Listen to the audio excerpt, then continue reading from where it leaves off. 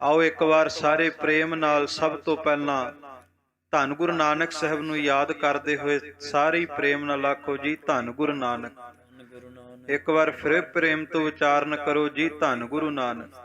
ਧੰਨ ਸਤਿਗੁਰੂ ਗੁਰੂ ਨਾਨਕ ਸਾਹਿਬ ਜੀ ਦੀ ਵਡਿਆਈ ਸਰਵਣ ਕਰਨੀ ਹੈ। ਸਤਿਗੁਰੂ ਦੀ ਅਪਾਰ ਬਖਸ਼ਿਸ਼ ਦੇ ਨਾਲ ਇਹ ਸਮਾਂ ਪ੍ਰਾਪਤ ਹੋਇਆ ਹੈ। ਮਨੇ ਬਿਰਤੀਆਂ ਇਕਾਗਰ ਚਿਤ ਕਰਦੇ ਹੋਏ ਸਾਹਿਬਾਂ ਨੂੰ ਸੀਸ ਝੁਕਾਉਂਦੇ ਹੋਏ ਪ੍ਰੇਮ ਸਹਿਤ ਉਚਾਰਨ ਕਰੀਏ ਜੀ ਸਤਨਾਮ ਸ੍ਰੀ ਵਾਹਿਗੁਰੂ ਸਾਹਿਬ ਜੀ। ਸਤਨਾਮ ਸ੍ਰੀ ਵਾਹਿਗੁਰੂ ਸਾਹਿਬ ਜੀ। ਦੋਹਰਾ ਧਰਮ ਮਾਹੇ ਹੋਵਤ ਕਨੇ ਤਨ ਮੈਂ ਥੇ ਕਿਛ ਊਨ।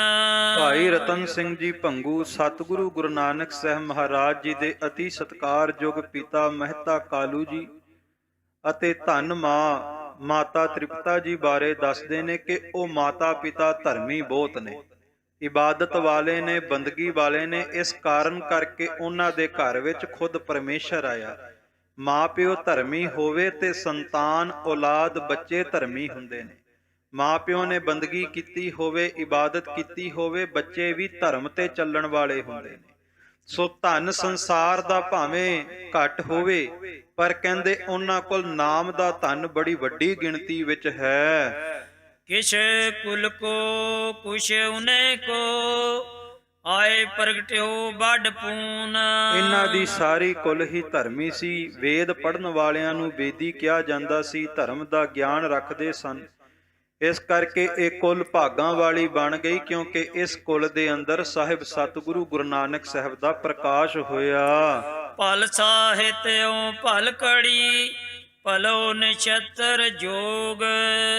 ਖਾਲਸਾ ਜੀ, ਸਤਿਗੁਰੂ ਗੁਰੂ ਨਾਨਕ ਸਾਹਿਬ ਦਾ ਜਦੋਂ ਆਗਾਜ਼ ਹੋਇਆ, ਭਾਈ ਰਤਨ ਸਿੰਘ ਭੰਗੂ ਕਹਿੰਦੇ ਉਹ ਘੜੀਆਂ ਵੀ ਭਲੀਆਂ ਹੋ ਗਈਆਂ, ਉਹ ਸਮਾਂ ਵੀ ਭਲਾ ਹੋ ਗਿਆ, ਧਨਤਾ ਜੋਗ ਹੋ ਗਿਆ ਉਹ ਸਮਾਂ ਜਦੋਂ ਮੇਰੇ ਪਿਆਰੇ ਸਤਿਗੁਰੂ ਗੁਰੂ ਨਾਨਕ ਸਾਹਿਬ ਨੇ ਧਰਤੀ ਤੇ ਪ੍ਰਕਾਸ਼ਮਾਨ ਹੋ ਕੇ ਨਾਮ ਦਾ ਨਿੱਘ ਵਰਤਾ ਦਿੱਤਾ। ਖਾਲਸਾ ਜੀ, ਆਪਾਂ ਪੁੱਛਦੇ ਹਾਂ ਸਮਾਂ ਕਿਹੜਾ ਚੰਗਾ ਹੈ? ਕਿਹੜਾ ਸਮਾਂ ਚੰਗਾ ਹੈ ਜਦੋਂ ਕੋਈ ਕੰਮ ਸ਼ੁਰੂ ਕਰੀਏ? ਕਿਹੜਾ ਦਿਨ ਚੰਗਾ ਹੈ?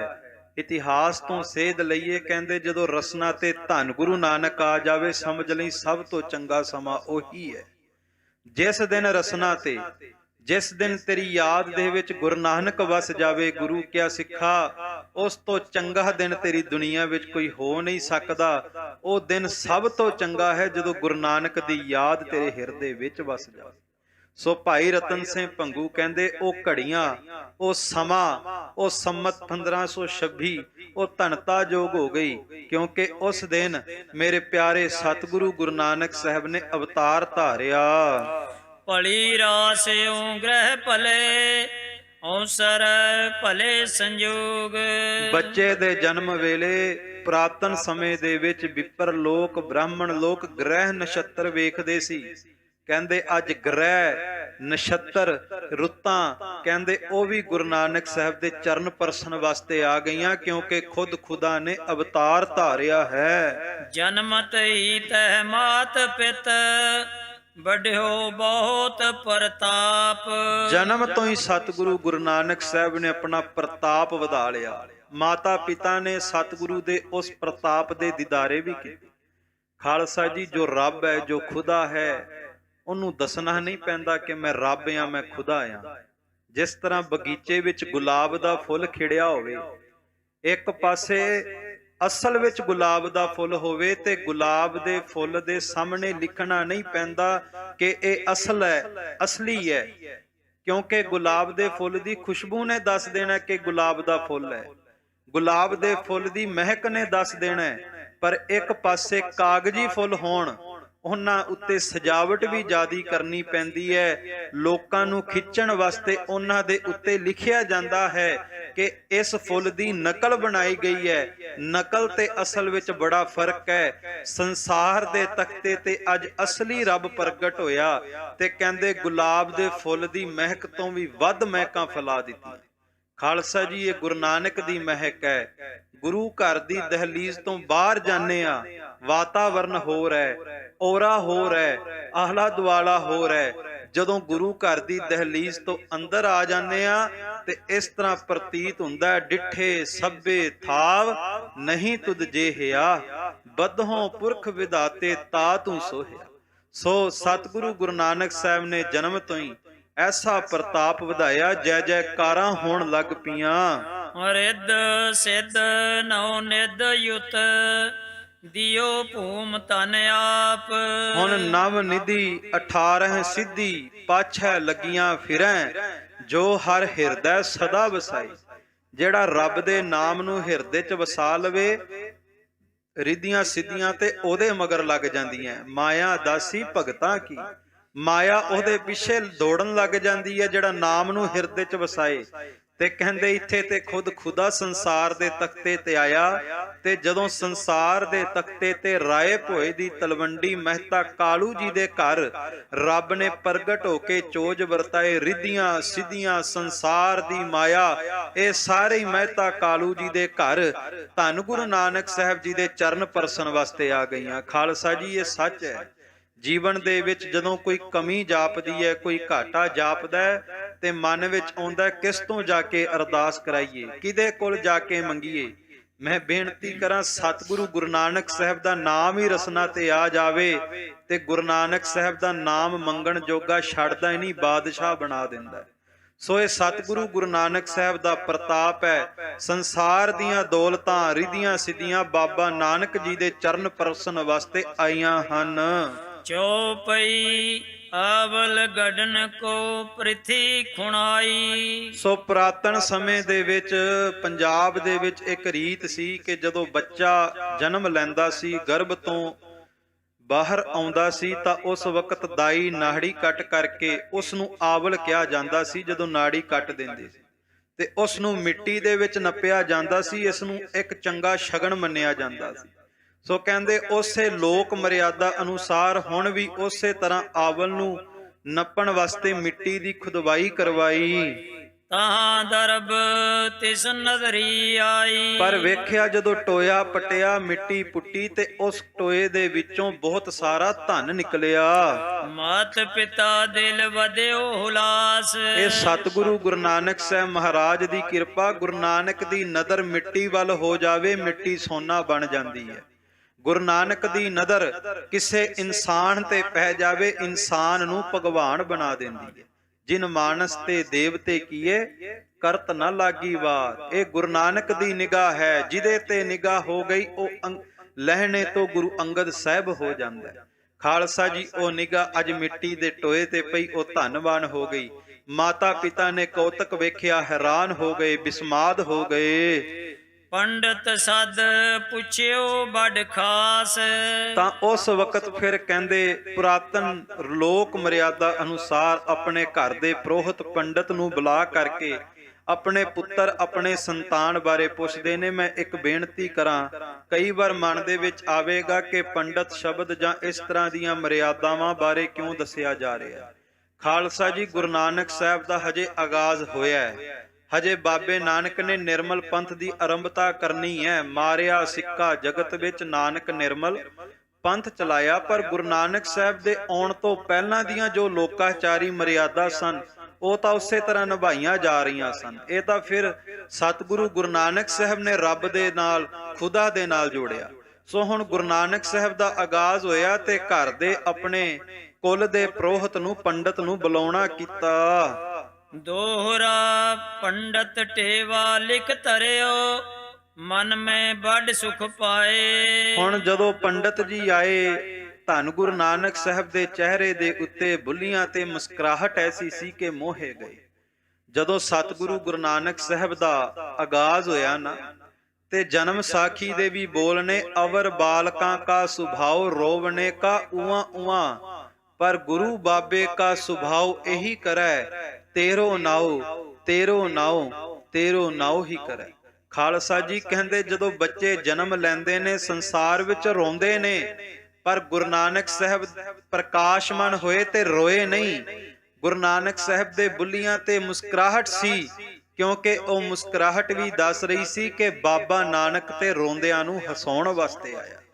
ਜਦੋਂ ਪੰਡਤ ਨੇ ਵੀ ਬਾਲ ਰੂਪ ਦੇ ਵਿੱਚ ਗੁਰੂ ਨਾਨਕ ਸਾਹਿਬ ਦੇ ਦੀਦਾਰੇ ਕੀਤੇ, ਮਨ ਗਦਗਦ ਹੋ ਗਿਆ, ਅੰਤਰਮੁਖੀ ਸੁਖ ਮਿਲ ਗਿਆ ਤੇ ਗੁਰੂ ਨਾਨਕ ਸਾਹਿਬ ਦੇ ਚਰਨਾਂ ਤੇ ਨਮਸਕਾਰ ਕੀਤੀ। ਮੁੜ ਮੁੜ ਬਾਲਕ ਰੂਪ ਲਖ, ਮੰਦ ਮੰਦ ਮੁਸਕਾਏ। ਕਹਿੰਦੇ ਦਿਲ ਕਰਦਾ ਸੀ ਮੈਂ ਬਾਰ-ਬਾਰ ਗੁਰੂ ਨਾਨਕ ਦੇ ਦੀਦਾਰੇ ਕਰਾਂ, ਸਤਿਗੁਰੂ ਗੁਰੂ ਨਾਨਕ ਸਾਹਿਬ ਦੇ ਪ੍ਰਤਾਪੀ ਚਿਹਰੇ ਨੂੰ ਬਾਰ-ਬਾਰ ਵੇਖਦਾ ਤੇ ਆਪਣੇ ਮਨ ਦੇ ਵਿੱਚ ਬੜਾ ਖੁਸ਼ੀ ਮਹਿਸੂਸ ਕਰਦਾ, ਪ੍ਰਸੰਨਤਾ ਮਹਿਸੂਸ ਕਰਦਾ। ਮੈਂ ਇੱਕ ਖਿਣ ਮਾਤਰ ਬੇਨਤੀ ਕਰਾਂ ਕਿ ਪਿਆਰ ਦੇ ਨਾਲ, ਭਾਵਨਾ ਨਾਲ ਜਦੋਂ ਗੁਰੂ ਗ੍ਰੰਥ ਸਾਹਿਬ ਦੇ ਦੀਦਾਰੇ ਕਰੀਏ, ਸਾਡਾ ਵੀ ਨੇਮ ਹੋਵੇ ਕਿ ਇੱਕ ਵਾਰ ਗੁਰੂ ਗ੍ਰੰਥ ਸਾਹਿਬ ਦੇ ਦੀਦਾਰੇ ਕਰੀਏ ਤੇ ਦਿਲ ਕਰੇ ਮੈਂ ਇੱਕ ਵਾਰ ਹੋਰ ਦੀਦਾਰੇ ਕਰਾਂ। ਜੇ ਮੰਨ ਲਓ ਇੱਕ ਅੰਗ ਸਹਿਜ ਪਾਠ ਦਾ ਕੀਤਾ ਤੇ ਦਿਲ ਕਰੇ ਮੈਂ ਹੋਰ ਇੱਕ ਅੰਗ ਕਰ ਲਵਾਂ। ਮਨ ਵਿੱਚ ਆਉਂਦਾ ਗੁਰੂ ਸਾਹਿਬ ਦੀ ਕਿਰਪਾ ਕਦੋਂ ਹੁੰਦੀ ਹੈ, ਕਿਰਪਾ ਦੀ ਨਿਸ਼ਾਨੀ ਕੀ ਹੈ। ਖਾਲਸਾ ਜੀ, ਜਦੋਂ ਇੱਕ ਜਪਜੀ ਸਾਹਿਬ ਕਰਕੇ ਦਿਲ ਕਰੇ ਮੈਂ ਇੱਕ ਜਪਜੀ ਸਾਹਿਬ ਹੋਰ ਕਰ ਲਵਾਂ, ਸਮਝ ਲਓ ਗੁਰੂ ਨਾਨਕ ਦੀ ਕਿਰਪਾ ਹੋ ਗਈ ਹੈ। ਜਦੋਂ ਇੱਕ ਪੰਕਤੀ ਪੜ੍ਹ ਕੇ ਦਿਲ ਕਰੇ ਮੈਂ ਸਾਰਾ ਅੰਗ ਗੁਰੂ ਗ੍ਰੰਥ ਸਾਹਿਬ ਦੇ ਸਹਿਜ ਪਾਠ ਵਿੱਚ ਹਾਜ਼ਰੀ ਲਾ ਲਵਾਂ, ਸਮਝ ਲਈਏ ਗੁਰੂ ਨਾਨਕ ਸਾਹਿਬ ਦੀ ਕਿਰਪਾ ਹੋਣ ਲੱਗ ਪਈ ਹੈ। ਗੁਰੂ ਗ੍ਰੰਥ ਸਾਹਿਬ ਦੇ ਦੀਦਾਰੇ ਬਾਰ-ਬਾਰ ਕਰਨ ਨੂੰ ਮਨ ਕਰੇ, ਦਿਲ ਕਰੇ ਮੈਂ ਬਸ ਗੁਰੂ ਗ੍ਰੰਥ ਸਾਹਿਬ ਨੂੰ ਵੇਖੀ ਜਾਵਾਂ, ਵੇਖੀ ਜਾਵਾਂ, ਸਮਝ ਲਿਓ ਗੁਰੂ ਨਾਨਕ ਦੀ ਕਿਰਪਾ ਵਰਤਣ ਲੱਗ ਪਈ ਹੈ। ਅੱਜ ਪੰਡਤ ਗੁਰੂ ਨਾਨਕ ਸਾਹਿਬ ਦੇ ਦੀਦਾਰੇ ਕਰਦਾ ਹੈ, ਦਿਲ ਕਰਦਾ ਮੈਂ ਇਸ ਬਾਲ ਰੂਪ, ਇਸ ਗੋਬਿੰਦ ਰਾਏ ਸਤਿਗੁਰੂ ਗੁਰੂ ਨਾਨਕ ਸਾਹਿਬ ਮਹਾਰਾਜ ਸੱਚੇ ਪਾਤਸ਼ਾਹ, ਗੋਬਿੰਦ ਤੋਂ ਭਾਵ ਜਿਹੜੇ ਕਣ ਕਣ ਦੇ ਵਿੱਚ ਸਮਾਏ ਨੇ, ਜਿਨ੍ਹਾਂ ਸੰਸਾਰ ਨੂੰ ਆਪਣੇ ਹੁਕਮ ਦੇ ਵਿੱਚ ਬੰਨਿਆ, ਉਸ ਬਾਲ ਰੂਪ ਸਤਿਗੁਰੂ ਦੇ ਦੀਦਾਰੇ ਕਰਦਾ ਰਵਾਂ। ਚੌਪਈ ਟੇਵਾ ਪੰਡਤ ਧਰਿਓ ਲਿਖਾਏ। ਤਾਂ ਹੁਣ ਪੰਡਤ ਜੀ ਨੇ ਟੇਵਾ ਲਿਖ ਧਰਿਆ ਉਸ ਬਾਲਕ ਵਾਸਤੇ, ਸਤਿਗੁਰੂ ਗੁਰੂ ਨਾਨਕ ਸਾਹਿਬ ਵਾਸਤੇ। ਦਿਓ ਮਾਤ ਪਿਤ ਬਹੁ ਸਮਝਾਏ। ਤੇ ਮਾਤਾ ਪਿਤਾ ਜੀ ਨੂੰ ਉਸ ਬਾਲਕ ਬਾਰੇ ਲਿਖ ਕਰਕੇ, ਜੋ ਜਨਮ ਪੱਤਰੀ ਪੁਰਾਤਨ ਸਮੇਂ 'ਚ ਭਾਰਤ ਕਾਲ ਦੇ ਵਿੱਚ ਲਿਖਦੇ ਸੀ, ਅੱਜ ਵੀ ਕਈ ਥਾਵਾਂ ਦੇ ਉੱਤੇ ਜਨਮ ਪੱਤਰੀਆਂ ਲਿਖੀਆਂ ਜਾਂਦੀਆਂ, ਉਹ ਲਿਖ ਕਰਕੇ ਗੁਰੂ ਨਾਨਕ ਸਾਹਿਬ ਦੀ ਜਨਮ ਪੱਤਰੀ ਮਾਤਾ ਪਿਤਾ ਨੂੰ ਸਮਝਾਉਣ ਲੱਗਾ। ਪੰਡਤ ਕੈ ਇਸ ਅਦਬ ਰਖਾਇਓ। ਤੇ ਨਾਲ ਇਹ ਵੀ ਕਿਹਾ ਕਿ ਇਸ ਨੂੰ ਮਾਮੂਲੀ ਬਾਲਕ, ਆਮ ਬਾਲਕਾਂ ਵਰਗਾ ਨਾ ਸਮਝਿਓ, ਦਿਲੋਂ ਅਦਬ ਸਤਕਾਰ ਕਰਿਓ। ਇਹ ਕੋਈ ਪੁਰਖ ਪੂਰਨ ਹੈ ਆਇਓ। ਕਿਉਂਕਿ ਇਹਦੇ ਵਿੱਚ ਜਿਹੜੀ ਰੂਹ ਵਰਤ ਰਹੀ ਹੈ ਕੋਈ ਮਾਮੂਲੀ ਰੂਹ ਨਹੀਂ, ਇਹ ਕੋਈ ਪੂਰਨ ਪੁਰਖ ਹੈ, ਕੋਈ ਰੱਬੀ ਅਵਤਾਰ ਹੈ। ਨਹਿ ਕਲੰਕ ਜਨ ਜੈ ਭਿਓ ਆਪ। ਸੱਚਮੁੱਚ ਮੈਨੂੰ ਇਸ ਤਰ੍ਹਾਂ ਜਾਪਦਾ ਜਿਵੇਂ ਨਿਹ ਕਲੰਕ ਅਵਤਾਰ ਖੁਦ ਸੰਸਾਰ ਦੇ ਤਖਤੇ ਤੇ ਆ ਗਿਆ। ਨਿਹ ਕਲੰਕ ਅਵਤਾਰ ਤੋਂ ਭਾਵ ਜਿਹਨੂੰ ਕਲੰਕ ਕੋਈ ਨਹੀਂ। ਦੁਨੀਆ ਦੇ ਵਿੱਚ ਹਰ ਇੱਕ ਇਨਸਾਨ ਨੂੰ ਕਲੰਕ ਲੱਗਿਆ। ਜੋ ਜੋ ਦੀਸੈ ਸੋ ਸੋ ਰੋਗੀ, ਰੋਗ ਰਹਿਤ ਮੇਰਾ ਸਤਿਗੁਰ ਜੋਗੀ।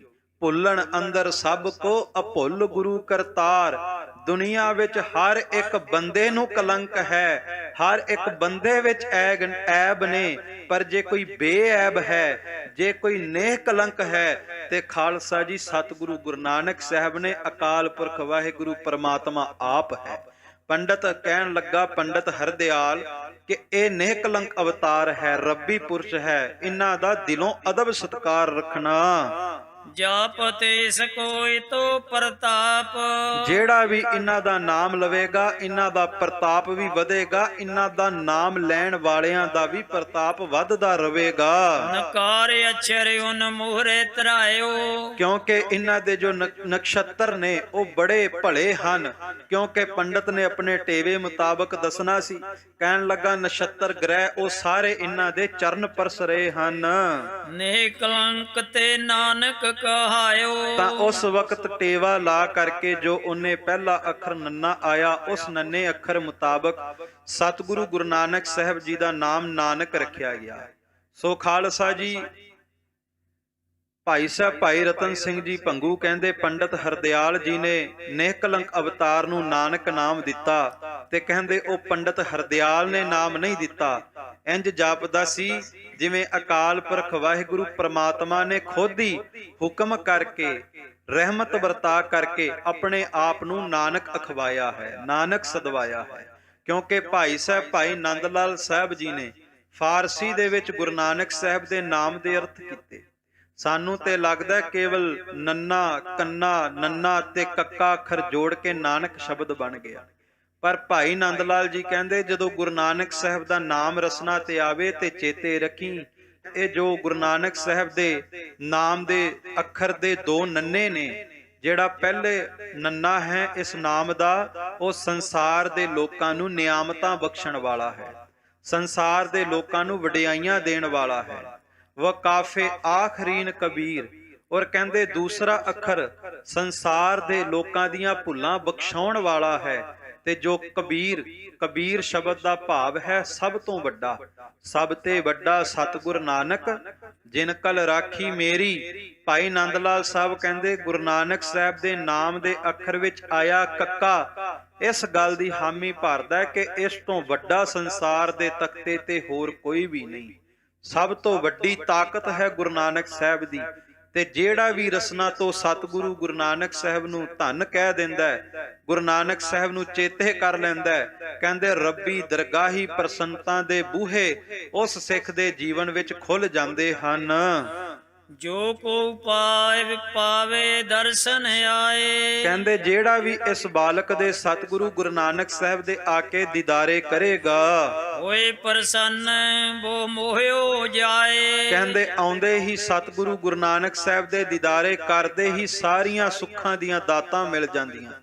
ਖਾਲਸਾ ਜੀ, ਜਿਹੜਾ ਮਨ ਬੇਚੈਨ ਰਹਿੰਦਾ, ਮਨ ਦੀ ਬੇਚੈਨੀ ਦੂਰ ਹੋ ਜਾਂਦੀ ਹੈ, ਆਤਮਿਕ ਪ੍ਰਸੰਨਤਾ ਮਿਲ ਜਾਂਦੀ ਹੈ ਤੇ ਦਿਲ ਗੁਰੂ ਨਾਨਕ ਸਾਹਿਬ ਦੇ ਪ੍ਰਤਾਪੀ ਮੁਖੜੇ ਵੱਲ, ਇਲਾਹੀ ਜਲਾਲੀ ਮੁਖੜੇ ਵੱਲ ਮੋਹਿਆ ਜਾਂਦਾ ਹੈ। ਕਈ ਵਾਰ ਉਹ ਦੇਖਿਓ ਚਾਹੇ।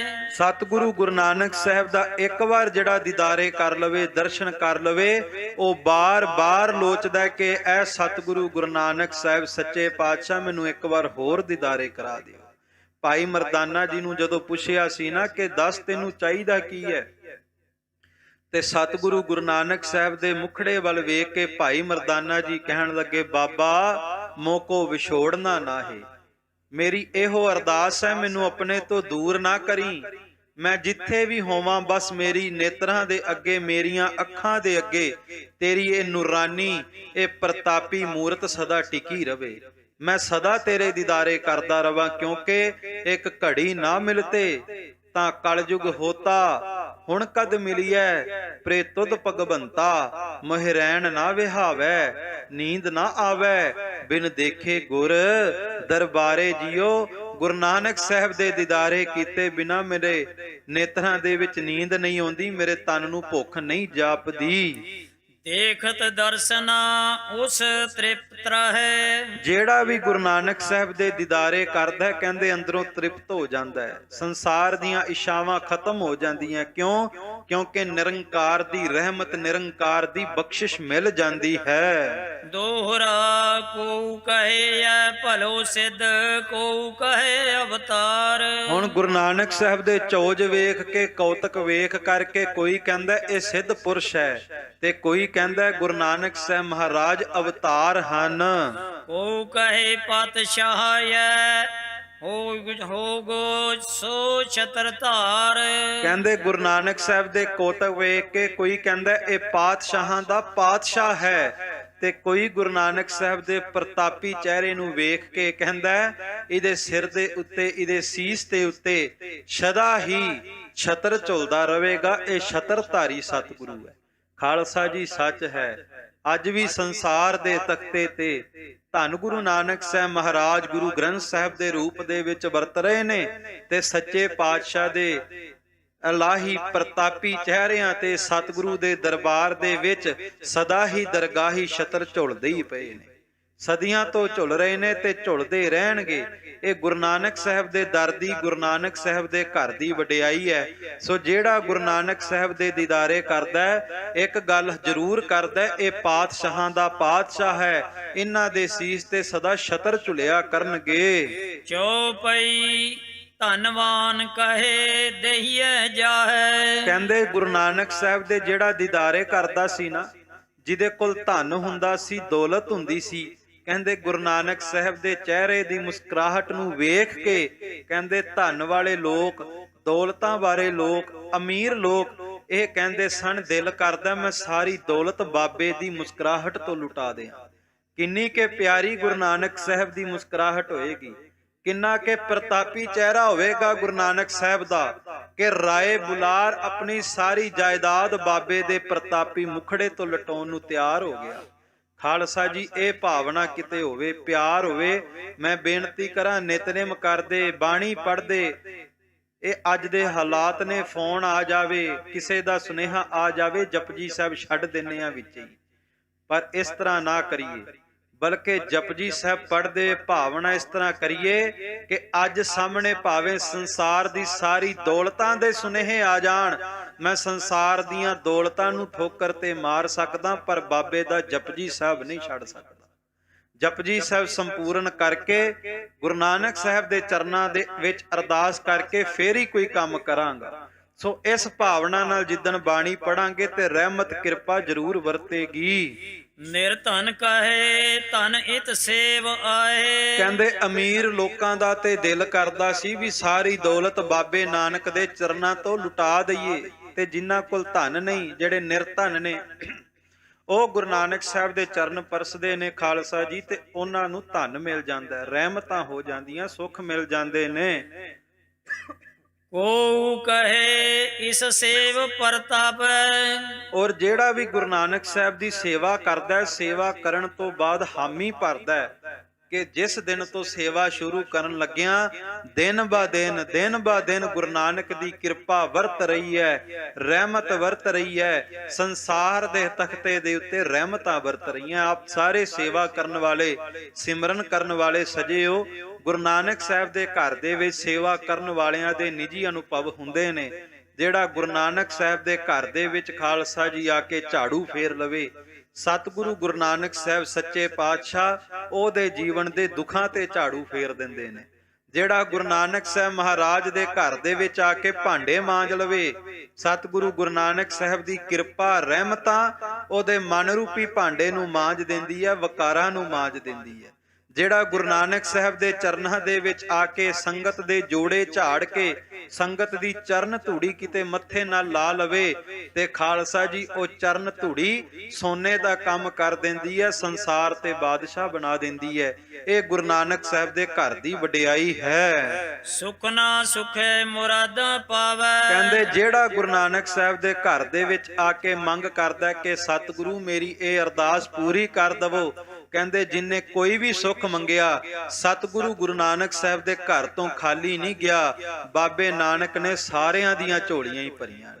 ਇਹ ਵਡਿਆਈ ਹੈ। ਜਿਹੜਾ ਵੀ ਗੁਰੂ ਨਾਨਕ ਸਾਹਿਬ ਨੂੰ ਚੇਤੇ ਕਰਦਾ, ਬਾਬਾ ਜੀ ਤੋਟ ਨਹੀਂ ਹੋਣ ਦਿੰਦੇ, ਤੋਟ ਨਾ ਆਵੇ, ਵੱਧ ਦੋ ਜਾਈ। ਖਾਲਸਾ ਜੀ ਵੇਖੋ, ਸੰਸਾਰ ਦੇ ਤਖਤੇ ਤੇ ਪੀਰ, ਪੈਗੰਬਰ, ਔਲੀਏ, ਅਵਤਾਰ, ਦੇਵਤੇ, ਗੰਧਰਵ, ਫਰਿਸ਼ਤੇ, ਸੰਤ, ਮਹਾਤਮਾ ਆਉਂਦੇ ਨੇ, ਪਰ ਸਾਰੇ ਆਪੋ ਆਪਣੇ ਡੇਰੇ ਬਣਾ ਕੇ ਗੱਦੀ ਲਾ ਕੇ ਬੈਠਦੇ ਨੇ ਕਿ ਦੁਖੀ ਲੋਕ ਆਉਣਗੇ, ਅਸੀਂ ਗੱਦੀ ਤੇ ਬਵਾਂਗੇ, ਸਾਡੇ ਅੱਗੇ ਪੁਕਾਰ ਕਰਨਗੇ, ਅਸੀਂ ਉਹਨਾਂ ਨੂੰ ਸੰਸਾਰ ਦੇ ਸੁੱਖ ਦਵਾਂਗੇ।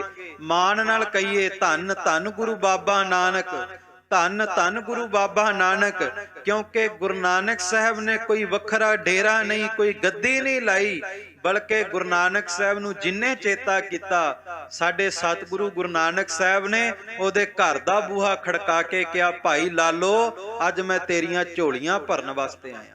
ਸੋ ਅੱਜ ਵੀ ਕੋਈ ਭਾਈ ਲਾਲੋ ਬਣ ਜਾਵੇ ਤੇ ਗੁਰੂ ਨਾਨਕ ਸਾਹਿਬ ਤੇ ਅੱਜ ਵੀ ਘਰ ਦਾ ਬੂਹਾ ਖੜਕਾਉਣ ਨੂੰ ਤਿਆਰ ਨੇ, ਕਿਉਂਕਿ ਜਿਹੜਾ ਗੁਰੂ ਨਾਨਕ ਸਾਹਿਬ ਅੱਗੇ ਅਰਦਾਸ ਕਰਦਾ, ਉਹਦੀ ਅਰਦਾਸ ਸਤਿਗੁਰੂ ਸੱਚੇ ਪਾਤਸ਼ਾਹ ਜ਼ਰੂਰ ਸੁਣਦੇ ਨੇ। ਜਿਮ ਜਿਮ ਸਤਿਗੁਰ ਕਲ ਪ੍ਰਗਟਾਵੈ। ਕਹਿੰਦੇ ਜਿਵੇਂ ਜਿਵੇਂ ਸਤਿਗੁਰੂ ਸੱਚੇ ਪਾਤਸ਼ਾਹ ਕਲਯੁਗ ਦੇ ਵਿੱਚ ਆਪਣੀਆਂ ਕਲਾਂ ਪ੍ਰਗਟ ਕਰਦੇ ਨੇ, ਆਪਣੇ ਚੋਜ ਵਰਤਾਉਂਦੇ ਨੇ, ਤਿਮ ਤਿਮ ਲੋਕ ਸੋ ਦੇਖਣ ਆਵੈ। ਬਸ ਉਸੇ ਤਰ੍ਹਾਂ ਤਿਉਂ ਤਿਉਂ ਲੋਕ ਵੱਧਦੇ ਆਉਂਦੇ ਭਾਈ ਮਹਿਤਾ ਕਾਲੂ ਜੀ ਦੇ ਘਰ ਵੱਲ ਗੁਰੂ ਨਾਨਕ ਸਾਹਿਬ ਦੇ ਦੀਦਾਰਿਆਂ ਨੂੰ।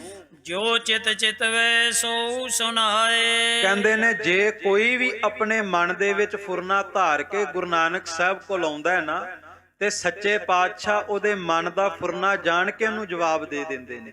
ਸਤਿਗੁਰੂ ਗੁਰੂ ਨਾਨਕ ਸਾਹਿਬ ਅੰਤਰਜਾਮੀ ਪੁਰਖ ਵਿਧਾਤੇ, ਸਰਦਾ ਮਨ ਕੀ ਪੂਰੇ। ਇਹ ਅੰਤਰਜਾਮੀ ਸਤਿਗੁਰੂ ਹੈ। ਮਨ ਵਿੱਚ ਕੁਝ ਵੀ ਸੋਚ ਕੇ ਆਵੋ ਤੇ ਸਤਿਗੁਰੂ ਦਿਲਾਂ ਦੀਆਂ ਜਾਣਦੇ ਨੇ। ਅਗਮ ਨਿਗਮ ਕੀ ਬਾਤ ਬਤਾਏ। ਕਹਿੰਦੇ ਅਗਮ ਨਿਗਮ ਦੀਆਂ ਦਰਗਾਹ ਦੀਆਂ ਬਾਤਾਂ ਸੰਸਾਰ ਦੇ ਲੋਕਾਂ ਨੂੰ ਦੱਸਦੇ ਨੇ, ਦਰਗਾਹ ਦੀ ਖੇਡ ਦੱਸਦੇ ਨੇ, ਨਾਮ ਦੀ ਵਡਿਆਈ ਦੱਸਦੇ ਨੇ, ਇਬਾਦਤ ਬਾਰੇ ਦੱਸਦੇ ਨੇ। ਕਾਲੂ ਕੇ ਮਨ ਪੁੱਤਰ ਭਾਏ। ਪਰ ਕਹਿੰਦੇ ਸੰਸਾਰ ਦੇ ਤਖਤੇ ਤੇ ਲੋਕ ਸਤਿਗੁਰੂ ਗੁਰੂ ਨਾਨਕ ਸਾਹਿਬ ਦੀ ਜੈ ਜੈਕਾਰਾਂ ਕਰਦੇ ਆ, ਪਰ ਗੁਰੂ ਨਾਨਕ ਸਾਹਿਬ ਮਹਾਰਾਜ ਜੀ ਦੇ ਜੋ ਪਿਤਾ ਜੀ ਮਹਿਤਾ ਕਾਲੂ ਜੀ, ਉਹ ਸਤਿਗੁਰੂ ਗੁਰੂ ਨਾਨਕ ਸਾਹਿਬ ਦੇ ਵਿੱਚੋਂ ਆਪਣੇ ਪੁੱਤਰ ਨੂੰ ਵੇਖਦੇ ਨੇ, ਪੁੱਤਰਾਂ ਵਾਲਾ ਮੋਹ ਕਰਦੇ ਨੇ। ਚਾਹੇ ਕਰਾਈ ਕਾਰ ਉਨ ਪਾਏ। ਉਹ ਚਾਹੁੰਦੇ ਨੇ ਕਿ ਵੀ ਇਹ ਘਰ ਦੇ ਕੰਮ ਕਰੇ, ਕਾਰ ਵਿਹਾਰ ਕਰੇ, ਸੰਸਾਰ ਦੇ ਕਾਰਾਂ ਵਿਹਾਰਾਂ ਦੇ ਵਿੱਚ ਥੋੜੀ ਜੀ ਰੁਚੀ ਵਧਾਵੇ। ਆਗਿਆ ਪਿਤ ਕੀ ਮੋੜੇ ਨਹੀਂ। ਹਰ ਇੱਕ ਮਾਤਾ ਪਿਤਾ ਦੇ ਮਨ ਵਿੱਚ ਆਉਂਦਾ ਹੈ ਕਿ ਸਾਡੇ ਬੱਚੇ ਘਰ ਦਾ ਕੰਮ ਕਰਨ, ਸੰਸਾਰ ਦੇ ਕੰਮ ਕਰਨ, ਘਰ ਦੇ ਕੰਮਾਂ ਵਿੱਚ ਹੱਥ ਵੰਡਾਉਣ। ਪਰ ਕਹਿੰਦੇ ਮਹਿਤਾ ਕਾਲੂ ਜੀ ਵੀ ਸਤਿਗੁਰੂ ਗੁਰੂ ਨਾਨਕ ਸਾਹਿਬ ਜੀ ਨੂੰ ਵੇਖ ਕੇ ਸੋਚਦੇ ਇਹ ਘਰ ਦੇ ਕੰਮਾਂ ਵਿੱਚ ਰੁਚੀ ਵਧਾਉਣ। ਪਰ ਸਤਿਗੁਰੂ ਗੁਰੂ ਨਾਨਕ ਸਾਹਿਬ ਮਹਾਰਾਜ ਵੀ ਕਿਤੇ ਰੋਸ ਨਹੀਂ ਕਰਦੇ, ਵਿਰੋਧ ਨਹੀਂ ਕਰਦੇ ਪਿਤਾ ਦਾ, ਬਲਕਿ ਜੋ ਪਿਤਾ ਜੀ ਕਹਿੰਦੇ ਨੇ ਸਤ ਬਚਨ ਕਹਿ ਕਰਕੇ ਗੁਰੂ ਨਾਨਕ ਸਾਹਿਬ ਆਪਣੇ ਪਿਤਾ ਦੇ ਹੁਕਮ ਨੂੰ ਜ਼ਰੂਰ ਮੰਨਦੇ ਨੇ। ਮੈਂ ਅੱਜ ਇੱਕ ਖਿਣ ਮਾਤਰ ਬੇਨਤੀ ਜ਼ਰੂਰ ਕਰਾਂਗਾ ਕਿ ਅੱਜ ਦੇ ਬੱਚਿਆਂ ਨੂੰ ਵੀ ਗੁਰੂ ਨਾਨਕ ਸਾਹਿਬ ਤੇ ਸਿੱਖਿਆ ਜ਼ਰੂਰ ਲੈਣੀ ਚਾਹੀਦੀ ਹੈ ਕਿ ਜੋ ਮਾਤਾ ਪਿਤਾ ਆਪਣੇ ਬੱਚਿਆਂ ਨੂੰ ਕਹਿੰਦੇ ਨੇ ਉਹ ਬੱਚਿਆਂ ਨੂੰ ਜ਼ਰੂਰ ਮੰਨਣਾ ਚਾਹੀਦਾ ਹੈ। ਬੱਚਿਆਂ ਨੂੰ ਮਾਤਾ ਪਿਤਾ ਦੀ ਗੱਲ ਕਦੇ ਕੱਟਣੀ ਨਹੀਂ ਚਾਹੀਦੀ। ਗੁਰੂ ਗ੍ਰੰਥ ਸਾਹਿਬ ਦੀ ਬਾਣੀ ਵਿੱਚ ਆਉਂਦਾ ਹੈ, ਕਾਹੇ ਪੂਤ ਝਗਰਤ ਹੋ ਸੰਗ ਬਾਪ, ਜਿਨ ਕੇ ਜਣੇ ਵਡੇਰੇ ਤੁਮ ਹੋ ਤਿਨ ਸਿਓ ਝਗਰਤ ਪਾਪ। ਪਾਪ ਹੈ ਸਭ ਤੋਂ ਵੱਡਾ ਜੇ ਕੋਈ ਬੱਚਾ ਆਪਣੇ ਮਾਤਾ ਪਿਤਾ ਨਾਲ ਬਹਿਸ ਕਰੇ, ਆਪਣੇ ਮਾਤਾ ਪਿਤਾ ਦਾ ਕਹਿਣਾ ਨਾ ਮੰਨੇ। ਵੇਖੋ ਸਤਿਗੁਰੂ ਗੁਰੂ ਨਾਨਕ ਸਾਹਿਬ ਮਹਾਰਾਜ ਸੱਚੇ ਪਾਤਸ਼ਾਹ ਰੱਬ ਨੇ, ਖੁਦ ਖੁਦਾ ਨੇ, ਇਤਿਹਾਸ ਵਿੱਚ ਆਪਾਂ ਪੜ੍ਹਦੇ ਹਾਂ ਕਿ ਇੱਕ ਵਾਰ ਰੋਸ ਦੇ ਵਿੱਚ ਸਤਿਗੁਰੂ ਗੁਰੂ ਨਾਨਕ ਸਾਹਿਬ ਦੇ ਪਿਤਾ ਜੀ ਸਤਿਗੁਰੂ ਗੁਰੂ ਨਾਨਕ ਸਾਹਿਬ ਦੇ ਚਿਹਰੇ ਤੇ, ਮੁਖੜੇ ਤੇ ਥੱਪੜ ਵੀ ਮਾਰ ਦਿੰਦੇ ਆ, ਪਰ ਗੁਰੂ ਨਾਨਕ ਸਾਹਿਬ ਮਹਾਰਾਜ ਫਿਰ ਵੀ ਕਿਤੇ ਅੱਗੋਂ ਬੋਲਦੇ ਨਹੀਂ, ਵਿਰੋਧ ਨਹੀਂ ਕਰਦੇ। ਸੋ ਖਾਲਸਾ ਜੀ ਇਹ ਸਿੱਖਿਆ ਲੈਣੀ ਚਾਹੀਦੀ ਹੈ, ਆਪਣੇ ਮਾਤਾ ਪਿਤਾ ਦਾ ਆਗਿਆਕਾਰੀ ਹੋਣਾ ਚਾਹੀਦਾ ਹੈ। ਇਹ ਗੁਰੂ ਨਾਨਕ ਸਾਹਿਬ ਦੇ ਘਰ ਦੀ ਸਿੱਖਿਆ ਹੈ। ਜੋ ਮਾਤਾ ਪਿਤਾ ਕਹਿੰਦੇ ਆ ਸਤਿਗੁਰੂ ਗੁਰੂ ਨਾਨਕ ਸਾਹਿਬ ਉਸੇ ਹੁਕਮ ਦੀ ਪਾਲਣਾ ਕਰਦੇ ਨੇ। ਜਿਤ ਵੱਲ ਤੋਰੇ ਤਿਤ ਵੱਲ ਜਾਹੀ। ਜਿੱਧਰ ਵੀ ਗੁਰੂ ਨਾਨਕ ਸਾਹਿਬ ਦੇ ਪਿਤਾ ਮਹਿਤਾ ਕਾਲੂ ਜੀ ਤੋਰਦੇ, ਸਤਿਗੁਰੂ ਗੁਰੂ ਨਾਨਕ ਸਾਹਿਬ ਉਸੇ ਕਾਰਜ ਨੂੰ ਕਰਨ ਵਾਸਤੇ ਜਾਂਦੇ ਨੇ। ਸਤਨਾਮ ਜਪ ਜਪ ਮੁਕਤੇ ਕਰੇ। ਤੇ ਕਹਿੰਦੇ ਰਸਤੇ ਵਿੱਚ ਜਾਂਦੇ ਜਾਂਦੇ ਸੰਸਾਰ ਦੀਆਂ ਗੱਲਾਂ ਨਹੀਂ ਕਰਦੇ, ਬਲਕਿ ਸਤਨਾਮ ਸ਼੍ਰੀ ਵਾਹਿਗੁਰੂ, ਸਤਨਾਮ ਸ਼੍ਰੀ ਵਾਹਿਗੁਰੂ, ਇਸੇ ਤਰ੍ਹਾਂ ਸਤਨਾਮ ਵਾਹਿਗੁਰੂ ਦਾ ਜਾਪ ਕਰਦੇ ਕਰਦੇ ਵੀ ਸੰਸਾਰ ਦਾ ਸਫ਼ਰ, ਸੰਸਾਰ ਦਾ ਰਸਤਾ ਕੱਟਦੇ ਨੇ। ਕਰਤਾ ਪੁਰਖ ਕਹਿ ਬਚਨ ਉਚਰੈ। ਕਰਤਾ ਪੁਰਖ ਅਕਾਲ ਪੁਰਖ ਵਾਹਿਗੁਰੂ ਪਰਮਾਤਮਾ ਨੂੰ ਕਰਤਾ ਪੁਰਖ ਕਿਹਾ ਜਾਂਦਾ ਹੈ, ਕਿਉਂਕਿ ਉਹੀ ਸੰਸਾਰ ਦਾ ਕਰਤਾ ਹੈ ਜਿਨੇ ਸੰਸਾਰ ਨੂੰ ਬਣਾਇਆ ਹੈ। ਸਤਿਗੁਰੂ ਗੁਰੂ ਨਾਨਕ ਸਾਹਿਬ ਉਸ ਕਰਤਾ ਪੁਰਖ ਦੀ ਵਡਿਆਈਆਂ ਦੇ ਬਚਨ ਕਰਦੇ ਨੇ। ਯਹੀ ਉਪਦੇਸ਼ ਸਭ ਬਾਲਨ ਦੇਵ। ਔਰ ਕਹਿੰਦੇ ਜਿਹੜੇ ਬੱਚੇ ਗੁਰੂ ਨਾਨਕ ਸਾਹਿਬ ਦੇ ਨਾਲ ਖੇਡਣ ਵਾਸਤੇ ਆਉਂਦੇ ਆ, ਸਤਿਗੁਰੂ ਗੁਰੂ ਨਾਨਕ ਸਾਹਿਬ ਬੱਚਿਆਂ ਵਾਲੀ ਖੇਡਾਂ ਨਹੀਂ ਕਰਦੇ, ਬਲਕਿ ਗੁਰੂ ਨਾਨਕ ਸਾਹਿਬ ਚੌਂਕੜਾ ਲਾ ਕੇ ਬੈਠ ਜਾਂਦੇ ਤੇ ਬੱਚਿਆਂ ਨੂੰ ਕਹਿਣਾ ਤੁਸੀਂ ਵੀ ਬੈਠੋ ਚੌਂਕੜਾ ਲਾ ਕੇ, ਤੇ ਹੁਣ ਮੇਰੇ ਨਾਲ ਨੇਤਰ ਬੰਦ ਕਰਕੇ ਇੱਕ ਵਾਰ ਸਤ ਕਰਤਾਰ ਦੀ ਧੁਨੀ ਛੇੜੋ, ਸਤਨਾਮ ਵਾਹਿਗੁਰੂ ਦੀ ਧੁਨੀ ਛੇੜੋ।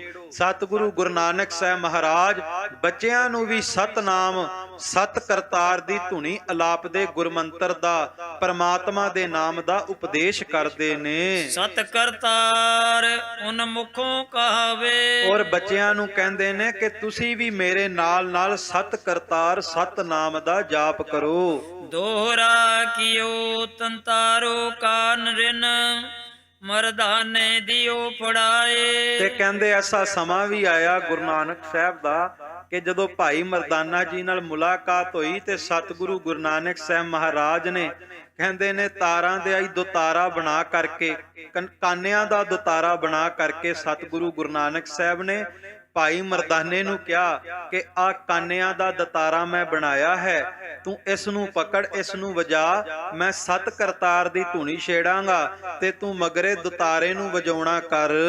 ਬਜਾਏ ਸ਼ਬਦ ਬਹਿ ਗਾਵਈ ਸਭ ਬਾਲਣ ਸਾਥ ਤੇ ਰਲਾਏ। ਕਹਿੰਦੇ ਬੱਚਿਆਂ ਨੂੰ ਨਾਲ ਲੈ ਕਰਕੇ ਭਾਈ ਮਰਦਾਨੇ ਨੇ ਕਾਨਿਆਂ ਦਾ ਬਣਾ ਦਤਾਰਾ ਵਜਾਉਣਾ ਤੇ ਸਤਿਗੁਰੂ ਗੁਰੂ ਨਾਨਕ ਸਾਹਿਬ ਮਹਾਰਾਜ ਨੇ ਸੱਚੇ ਪਾਤਸ਼ਾਹ ਨੇ ਪਰਮਾਤਮਾ ਦੀ ਸਿਫਤ ਦੇ ਸ਼ਬਦ ਗਾਉਣੇ, ਰੱਬ ਦੀ ਸਿਫਤ ਕਰਨੀ, ਵਡਿਆਈ ਕਰਨੀ। ਚੌਪਈ ਜੇ ਸਭ ਬਾਲਣ ਕਥਾ ਲਿਖਾਈ। ਭਾਈ ਰਤਨ ਸਿੰਘ ਭੰਗੂ ਕਹਿੰਦੇ ਬੜੇ ਚੋਜ ਗੁਰੂ ਨਾਨਕ ਸਾਹਿਬ ਨੇ ਬਾਲ ਅਵਸਥਾ ਵਿੱਚ ਵਰਤਾਏ ਹਨ, ਬੜੇ ਗ੍ਰੰਥ ਬਾਡੇ ਅੰਤ ਨ ਪਾਈ। ਪਰ ਜੇ ਕੱਲੇ ਕੱਲੇ ਚੋਜ ਬਾਰੇ ਦੱਸਣ ਲੱਗ ਜਾਈਏ ਤੇ ਗ੍ਰੰਥ ਬਹੁਤ ਵੱਧ ਜਾਵੇਗਾ। ਜਾਂ ਤੇ ਮੈਂ ਅਬ ਸੁਚ ਸੋ ਕਹੂੰ। ਸੋ ਇਸ ਕਰਕੇ ਮੈਂ ਕੇਵਲ ਤੇ ਕੇਵਲ ਝਲਕ ਮਾਤਰ ਚੋਜ ਗੁਰੂ ਨਾਨਕ ਸਾਹਿਬ ਦੇ ਕੋਤਕ ਦੱਸ ਰਿਹਾ ਹਾਂ। ਬੀਜ ਮੰਤਰ ਕੁਛ ਲਿਖਿਓ ਚਾਹੋ। ਇਹ ਬੀਜ ਮੰਤਰ ਦੀ ਤਰ੍ਹਾਂ ਕੰਮ ਕਰੇਗਾ। ਜਿਵੇਂ ਸੰਸਾਰ ਤੇ ਆਪਾਂ ਵੇਖਦੇ ਖੇਤੀ ਕਰਨ ਵਾਲੇ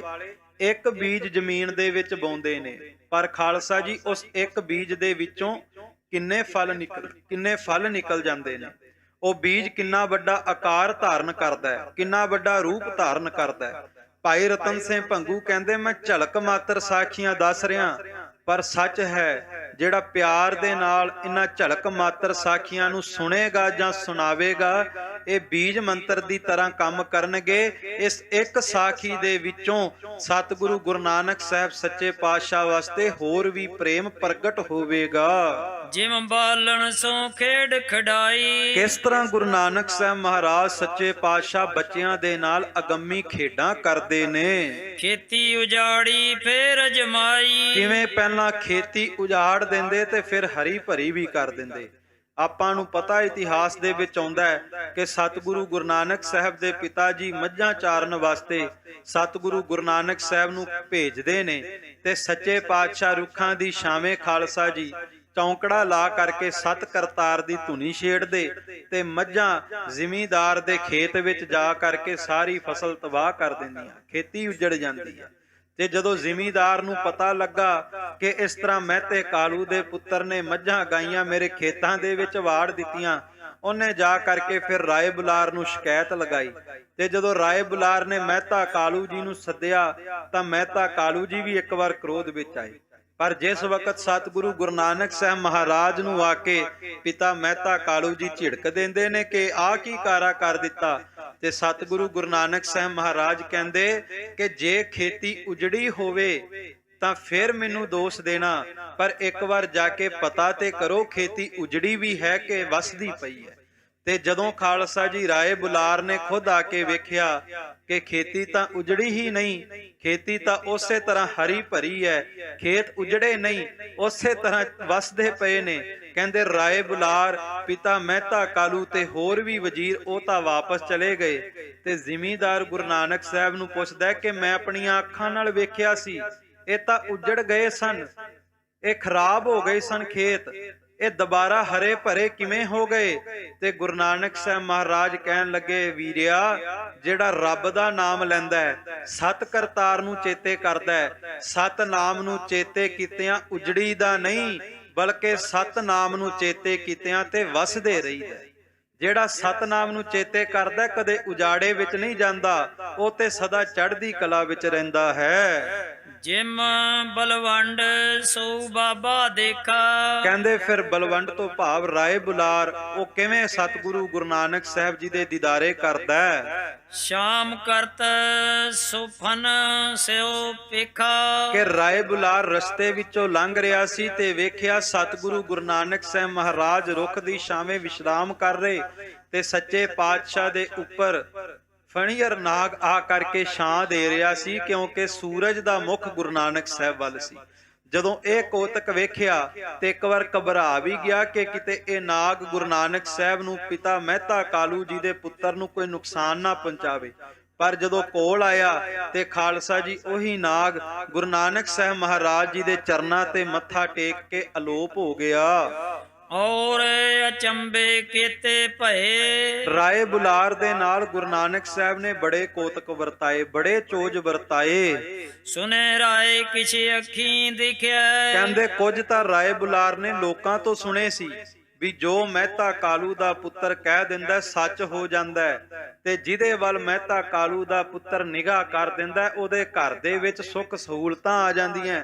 ਕੁਝ ਤਾਂ ਸੁਣੇ ਸੀ ਤੇ ਕੁਝ ਮਹਿਤਾ ਕਾਲੂ ਦੇ ਪੁੱਤਰ ਦੇ ਕੋਤਕ ਭਾਵ ਗੁਰੂ ਨਾਨਕ ਸਾਹਿਬ ਦੇ ਕੋਤਕ ਰਾਏ ਬੁਲਾਰ ਨੇ ਆਪਣੇ ਅੱਖੀਂ ਵੇਖ ਲਏ। ਜਿਮ ਕਰ ਰਾਏ ਮਨ ਪਤੀ ਆਇਓ। ਕਹਿੰਦੇ ਜਦੋਂ ਅੱਖੀ ਗੁਰੂ ਨਾਨਕ ਸਾਹਿਬ ਦੇ ਕੋਤਕ ਵੇਖੇ ਤੇ ਰਾਏ ਬੁਲਾਰ ਵੀ ਗੁਰੂ ਨਾਨਕ ਸਾਹਿਬ ਦਾ ਸ਼ਰਧਾਲੂ ਹੋ ਗਿਆ।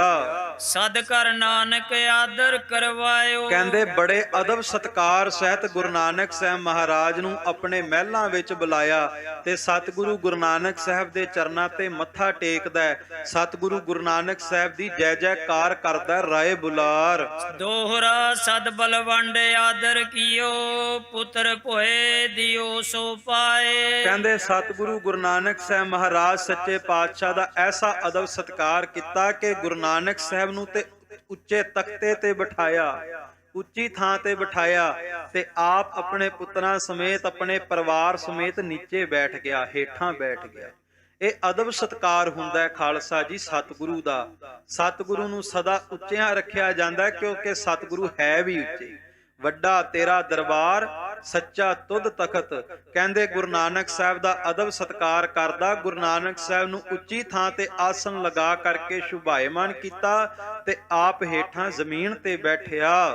ਅੰਦਰ ਬਾਹਰ ਸਤਰ ਮਦ ਨਾਨਕ ਖੇਡੇ ਧਾਏ। ਤੇ ਕਹਿੰਦੇ ਗੁਰੂ ਨਾਨਕ ਸਾਹਿਬ ਮਹਾਰਾਜ ਨੂੰ ਕਹਿਣ ਲੱਗਾ ਅੱਜ ਤੋਂ ਬਾਅਦ ਤੁਸੀਂ ਜੋ ਮਨ ਦੇ ਵਿੱਚ ਮੋਜ ਆਵੇ ਕਰੋ, ਤੁਹਾਨੂੰ ਕੋਈ ਰੋਕੇਗਾ ਨਹੀਂ ਕਿਉਂਕਿ ਇਹ ਸਾਰੀ ਧਰਤੀ ਤੁਹਾਡੀ ਹੈ। ਸੋਰਠਾ ਪਾਈ ਵਡਾਈ ਰਾਏ ਪਾਰਸ ਲੋ ਤਤ ਬੀਰ ਛੋਹ। ਕਹਿੰਦੇ ਨੇ ਰਾਏ ਬੁਲਾਰ ਨੇ ਵਡਿਆਈਆਂ ਪਾ ਲਈਆਂ ਗੁਰੂ ਨਾਨਕ ਸਾਹਿਬ ਦੇ ਚਰਨਾਂ ਨੂੰ ਛੂਹ ਕਰਕੇ, ਗੁਰੂ ਨਾਨਕ ਸਾਹਿਬ ਦੀ ਸੇਵਾ ਕਰਕੇ। ਸੱਚ ਹੈ ਬੜੇ ਹਾਕਮ ਹੋਣਗੇ ਖਾਲਸਾ ਜੀ ਤਲਵੰਡੀ ਦੇ ਆਲੇ ਦੁਆਲੇ, ਪਰ ਰਾਏ ਬੁਲਾਰ ਦਾ ਨਾਮ ਅੱਜ ਵੀ ਜਿੰਦਾ ਹੈ ਕਿਉਂਕਿ ਗੁਰੂ ਨਾਨਕ ਦੀ ਸ਼ਰਣੀ ਆ ਗਿਆ।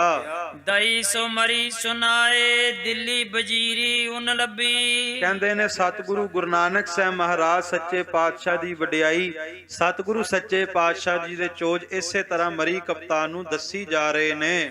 ਚੋਪਈ ਜਬ ਬਾਬਾ ਜੀ ਭਏ ਹੁਸ਼ਿਆਰ। ਕਹਿੰਦੇ ਜਦੋਂ ਸਤਿਗੁਰੂ ਗੁਰੂ ਨਾਨਕ ਸਾਹਿਬ ਮਹਾਰਾਜ ਜੀ ਨੇ ਹੋਸ਼ ਸੰਭਾਲੀ ਹੈ, ਪੜਨ ਬਹਾਏ ਪਾਂਦੇ ਦੁਆਰ, ਤਾਂ ਉਸ ਵਕਤ ਪਿਤਾ ਮਹਿਤਾ ਕਾਲੂ ਜੀ ਪਾਂਦੇ ਪਾਸ ਗੋਪਾਲ ਪਾਂਦੇ ਪਾਸ ਗੁਰੂ ਨਾਨਕ ਸਾਹਿਬ ਨੂੰ ਪੜਨ ਵਾਸਤੇ ਭੇਜਦੇ ਨੇ। ਜਿਮ ਪਾਦਾ ਦਿਓ ਬਾਬੇ ਪੜਵਾਏ। ਤੇ ਕਹਿੰਦੇ ਕਿਸ ਤਰ੍ਹਾਂ ਹੁਣ ਗੋਪਾਲ ਪਾਂਦਾ ਚਾਹੁੰਦਾ ਸੀ ਗੁਰੂ ਨਾਨਕ ਸਾਹਿਬ ਨੂੰ ਪੜਾਉਣਾ, ਪਰ ਇੱਥੇ ਤੇ ਸਰਬ ਕਲਾ ਸਮਰੱਥ ਸਤਿਗੁਰੂ ਹੈ। ਘਟ ਘਟ ਕੇ ਅੰਤਰ ਕੀ ਜਾਣਤ ਭਲੇ ਬੁਰੇ ਕੀ ਪੀਰ ਪਛਾਨਤ। ਸਮੁੱਚੀਆਂ ਵਿਦਿਆ ਨੂੰ ਬਣਾਉਣ ਵਾਲਾ ਭਾਸ਼ਾਵਾਂ ਦਾ ਗਿਆਤਾ ਗੁਰੂ ਨਾਨਕ ਸਾਹਿਬ ਹੈ। ਉਹਨਾਂ ਨੂੰ ਗੋਪਾਲ ਪਾਂਧਾ ਪੜਾਉਣ ਦੀ ਕੋਸ਼ਿਸ਼ ਕਰਦਾ ਹੈ। ਸੋ ਸਾਖੀ ਦਈ ਮਰੀ ਸੁਨਾਏ। ਕਹਿੰਦੇ ਮੈਂ ਉਹ ਸਾਖੀ ਵੀ ਗੁਰੂ ਨਾਨਕ ਸਾਹਿਬ ਦੀ ਮਰੀ ਕਪਤਾਨ ਨੂੰ ਦੱਸੀ ਕਿ ਜਦੋਂ ਗੁਰੂ ਨਾਨਕ ਸਾਹਿਬ ਮਹਾਰਾਜ ਨੂੰ ਪਹਿਲੇ ਦਿਨ ਗੋਪਾਲ ਪਾਂਧੇ ਨੇ ਸੰਸਕ੍ਰਿਤ ਦਾ ਅੱਖਰ ਪੱਟੀ ਦੇ ਉੱਤੇ ਲਿਖ ਕਰਕੇ ਦਿੱਤਾ ਤੇ ਸਤਿਗੁਰੂ ਗੁਰੂ ਨਾਨਕ ਸਾਹਿਬ ਮਹਾਰਾਜ ਨੇ ਪਹਿਲੇ ਦਿਨ ਤਾਂ ਲਿਖਿਆ, ਦੂਜੇ ਦਿਨ ਤੀਜੇ ਦਿਨ ਦੁਬਾਰਾ ਲਿਖ ਕੇ ਦੇਣ ਲੱਗਾ ਤੇ ਸਤਿਗੁਰੂ ਗੁਰੂ ਨਾਨਕ ਸਾਹਿਬ ਕਹਿਣ ਲੱਗੇ ਇਨ੍ਹਾਂ ਅੱਖਰਾਂ ਦਾ ਰੱਬ ਦੀ ਦਰਗਾਹ ਦੇ ਵਿੱਚ ਵੀ ਕੋਈ ਮਹਾਤਮ ਹੈ ਕਿ ਨਹੀਂ। ਤੇ ਸਤਿਗੁਰੂ ਗੁਰੂ ਨਾਨਕ ਸਾਹਿਬ ਨੂੰ ਗੋਪਾਲ ਪਾਂਧਾ ਕਹਿਣ ਲੱਗਾ ਉਹਨਾਂ ਅੱਖਰਾਂ ਦਾ ਮੈਨੂੰ ਗਿਆਨ ਨਹੀਂ, ਜੇ ਤੈਨੂੰ ਗਿਆਨ ਹੈ ਤੇ ਮੈਨੂੰ ਦੱਸ। ਤੇ ਸਤਿਗੁਰੂ ਗੁਰੂ ਨਾਨਕ ਸਾਹਿਬ ਮਹਾਰਾਜ ਪੱਟੀ ਉਚਾਰਦੇ ਨੇ। ਗੁਰੂ ਗ੍ਰੰਥ ਸਾਹਿਬ ਜੀ ਦੀ ਬਾਣੀ ਦੇ ਵਿੱਚ ਸ਼ਬਦ ਆਉਂਦੇ ਨੇ, ਸੱਸੈ ਸੋਏ ਸ੍ਰਿਸ਼ਟ ਜਿਨ ਸਾਜੀ ਸਭਨਾ ਸਾਹਿਬ ਏਕ ਭਇਆ। ਸੇਵਤ ਰਹੇ ਚਿਤ ਜਿਨ ਕਾ ਲਾਗਾ ਆਇਆ ਤਿਨ ਕਾ ਸਫਲ ਭਇਆ। ਚਿਤ ਚੇਤਸ ਕੀ ਨਹੀਂ ਬਾਬਰਿਆ।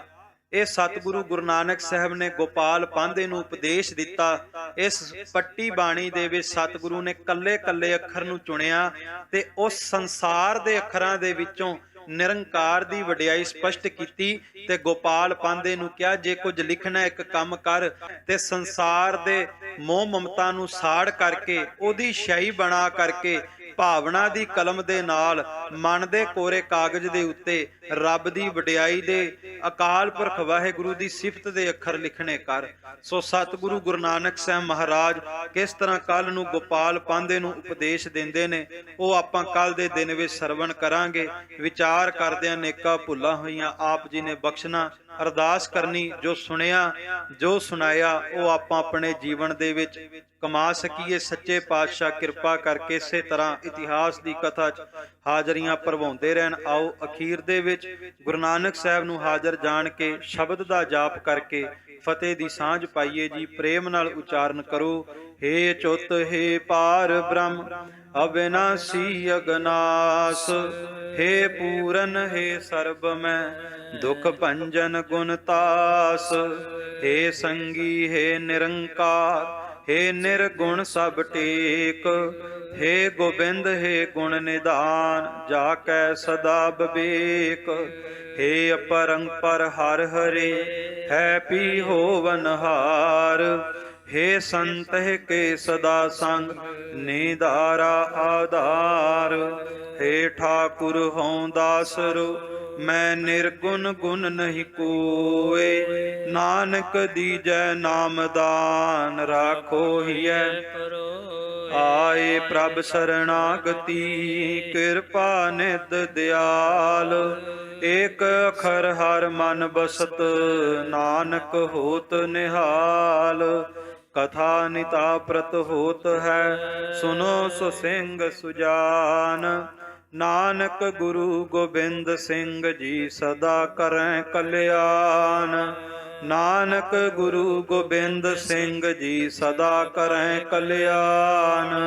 वाहिगुरु जी का खालसा वाहिगुरु जी की फतेह।